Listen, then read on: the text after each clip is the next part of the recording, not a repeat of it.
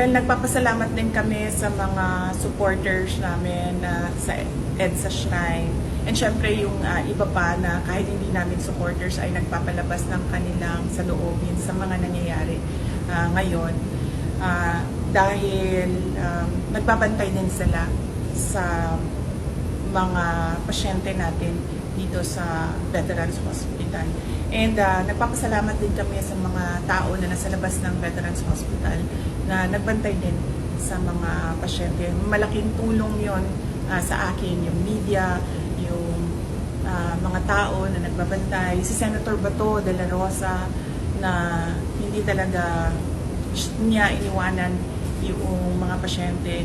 Si Senator Bongo na nag-substitute sa akin dito. Ang laking tulong nun lahat, ninyong lahat sa akin dahil nakakagalaw ako, nagagawa ko pa rin yung mga iba kong kailangan gawin ng mga trabaho.